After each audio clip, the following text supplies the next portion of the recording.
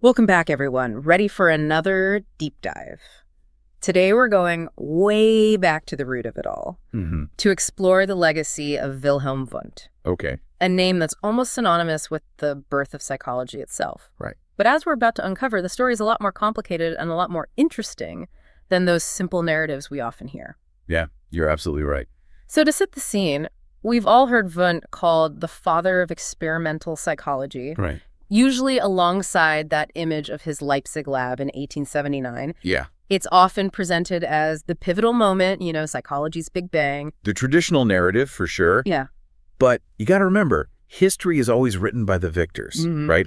It's like shining a spotlight on a stage. Yep. Okay. It illuminates the main actors, the ones who fit a certain story, but it leaves everyone else in the shadows. But when we look at history with a critical eye, we can start to see beyond that single spotlight, and we reveal this much richer picture full of influences and different points of view. Okay, I think I see where we're going with this. Yeah. We're not saying Wundt wasn't important, are we? Not at all. It's not about minimizing what he did. Think of it like a greatest hits album. Okay. It can be a good introduction to a band, Sure. but it doesn't capture their full sound or how their music evolved. Right. We're here to explore the deeper cuts of Wundt's work, to understand all the details that get left out of that simplified story. I am so ready for this. Yeah. But I have to admit, when I was reading through the material for this episode, things got a little confusing for me. Oh, yeah. Yeah, because apparently Wundt had not one, but two different approaches to psychology. Physiologische psychology and Wilker psychology. Right. Can you explain what that's all about? Absolutely. And this is where it gets really interesting. You see, Wundt recognized that the human mind is multifaceted, Okay. and he used two different lenses to study it, each with its own methods. Okay. Okay, two different lenses for studying the mind. Yeah. This is already pretty interesting.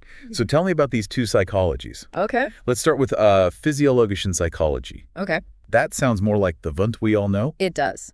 In physiologische psychology, Wundt used really rigorous experimental methods. He would often even incorporate physiological measurements. Oh. He was interested in breaking down the basic building blocks of mental processes. Huh, interesting. Things like sensations, perceptions, reaction times. Basically the nuts and bolts of how our minds process information from the world around us. So we're talking about controlled lab settings, really careful observation, trying to measure these fundamental mental processes. Right.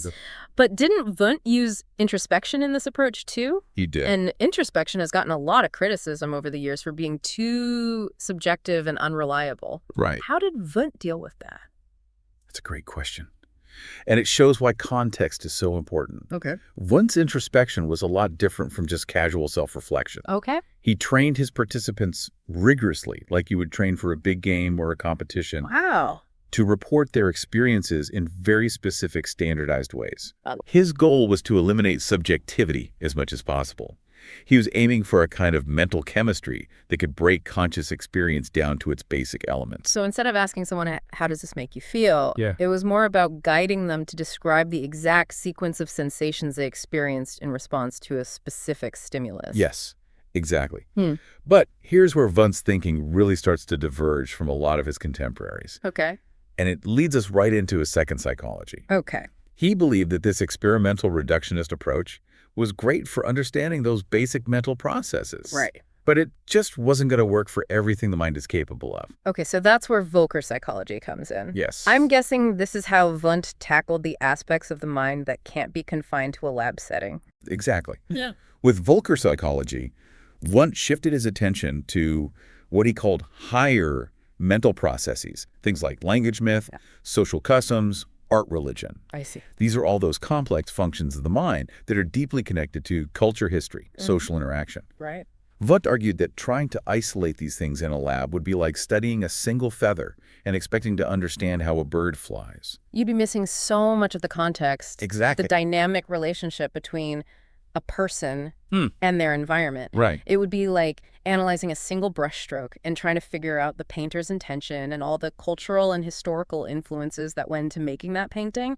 You would just completely miss the richness and complexity of the entire work of art. It really seems like understanding that cultural and historical context is so important if we really want to get a handle on all the things that make us tick even today. Absolutely. But I have to ask, if Wundt spent so much time on Wilker psychology, Why isn't it more well known? Why did his experimental work overshadow it? Yeah, that's a question that's really puzzled psychology historians for a long time. Really? Yeah, one factor was definitely the language barrier. Oh, right, because he was writing in German. Exactly, Right. wrote in German. And at the time, there just weren't that many translations of his work available, especially Volcker psychology. Interesting. But the biggest factor might have been something else entirely, the influence of Edward Titchener, who was one of Wundt's own students. Oh, wow. Yeah, Titchener, he's the one who brought Wundt's ideas to America, right? Yeah. But from what I understand, he only brought back a very specific part of his work. Right, you are. It's almost like he streamlined Wundt's ideas. That's a great way to put it. Titchener was really drawn to the experimental lab-based parts of Wundt's physiologischen psychology.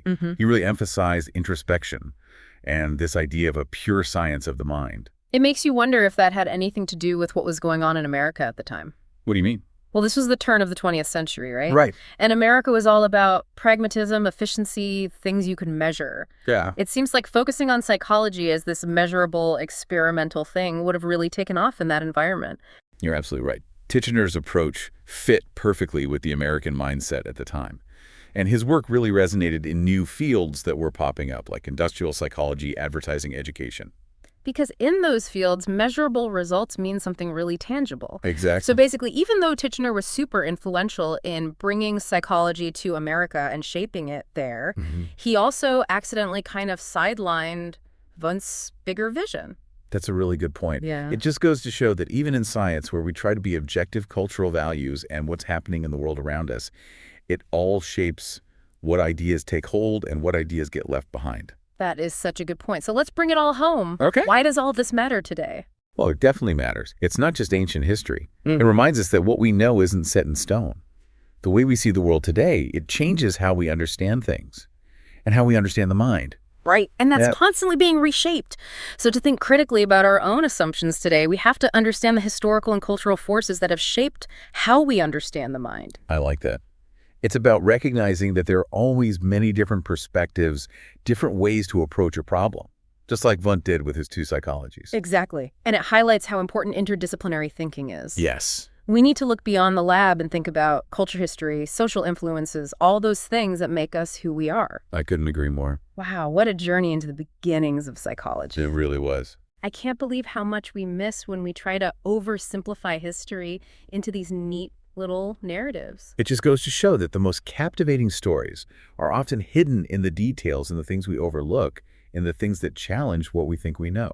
That is so true. And on that note, we'll leave you with something to ponder. What if Wundt's Volcker psychology had gotten the same attention as his experimental work? How would psychology and our understanding of what makes us human be different today? Keep asking those big questions, keep exploring, and as always, keep diving deep.